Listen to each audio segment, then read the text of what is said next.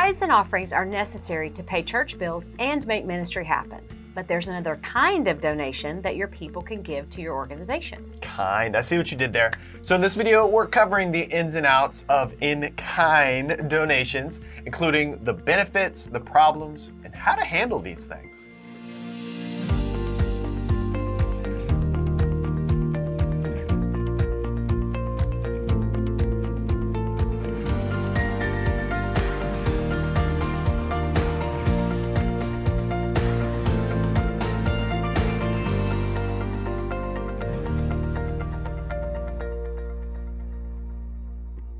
Okay, Lori, before we even get into the pros and the cons of in-kind donations, I think we need to share what makes a donation specifically in-kind and offer some examples. An in-kind donation, also called a gift in kind or non-cash donation, is a charitable donation in which, instead of giving money, a supporter donates a good or service. This includes tangible items like canned food for your food pantry, clothing for your coat closet, furniture, packs of new light bulbs to replace around the church. Now, in-kind donations, they can be tangible, and oftentimes they are, but there are situations when in-kind donations go beyond the tangibles, and this is kind of one of my favorites. A good example of this is like a plumber fixing the leaky bathroom faucet for free. Maybe a carpenter building a shelf for your storage room, or a web developer that's a member of your church who wants to build a new website for free. The best thing about an in-kind donation is that your church or ministry can get what it needs without having to spend any money. Yes. All right, great example. Let's say a member of your church is an electrician by trade and they replace some light switches in the Sunday school rooms. Mm-hmm. Your church gets that need taken care of without costing your ministry money. Maybe you have a church member that owns a furniture store that decides to donate new furniture to outfit the Welcome Center. This is a win because the value of the furniture far exceeds the furniture costs them wholesale. Looks like someone's getting a new couch. Woohoo! There's also plenty of in-kind donations that you don't want. Mm-hmm. I know it feels weird to think about turning down someone's generosity. However, I've seen some people donate all kinds of items to churches and ministries that should never be donated. Yes. I'm talking about computers that don't work, broken furniture, tattered clothes, food that expired months ago, or services provided by non-professionals. All right, Lori, I have a really good example. So once I overheard an older gentleman, he was chatting with the church elder, and the man offered to give his lawnmower to the church. That's what I'm talking about! Seems like a really generous offer, right? Yeah. I mean, giving a lawnmower to church, except the reason the guy didn't want the lawnmower is because the lawnmower caught fire last week and he just was trying to find a place to pawn it off of because he didn't want it anymore.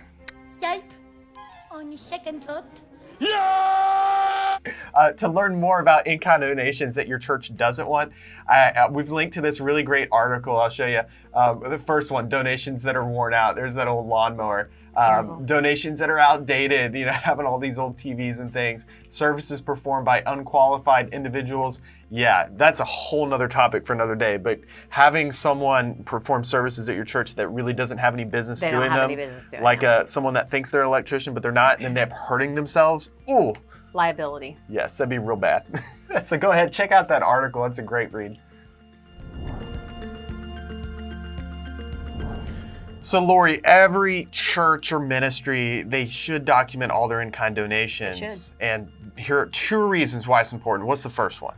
Well, Wes, in my experience, most people don't give in-kind donations either because the church never asked for them or because they're not aware they can count it towards their taxes. Yeah, that's a big one.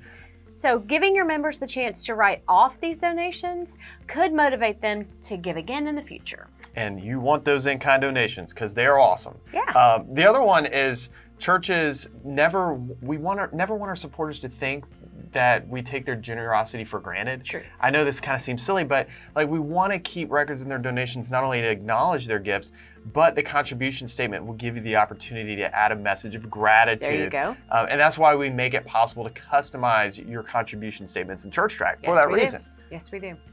Speaking of documenting in-kind donations, the biggest confusion comes from how to record the value of the donation. Yes. The IRS requires the donor to determine the value. All right, that's so important. We need to say it again. The donor determines the value of the donation, not the church. Yeah. Okay, that means when you're updating your organization's giving records to produce contribution statements, you have to enter the value of the donation as a $0 amount. It's up to the donor to write off the market value of their in-kind donation when they file their taxes. They tell their accountant or whomever how much the value was. Yes, and I tell you what, let's show what this looks like in the software just to give an idea of what this is like. So we've made tracking donations, including non-cash donations, really quick and easy in ChurchTrac. So here's how to do it. First, you want to have a category created ahead of time. So on your giving screen in ChurchTrac, go to your categories and create a category. I've already got in-kind donations here. And also just a quick FYI, make sure that you mark it as tax deductible ahead of time. You're not going to use this in online giving. And make sure you have it marked as an income, it's active. Okay, so you got that set up. So let's say someone gives to our church. Well, let's hope they give. Yeah, well, especially in-kind donations, because they can be pretty awesome. Be kind. All right, so I'm going to enter my contribution here in the software. And we will just go ahead and put a donor's name. And I'm going to say the donor is Jamie. And Jamie, I have to put the amount here. But what's the amount I'm going to put? 0. 0. Now, I'm going to select the category, which would be in-kind donations. So we'll select in-kind donations. And then this is where we record what it is. So in the memo, I'm going to say 3 cans of baby formula. That is an extreme value right now. It is. Baby formula is not cheap. I would know because I have to buy it. So now I've got that, so I can add this contribution. And under type, I'm just going to put other, by the way. There you go. And then add this contribution. And that way we have that recorded. It's super quick and easy in ChurchTrac to record these in-kind donations. And again, just want to reinforce, as a church, we record $0, and you're good to go.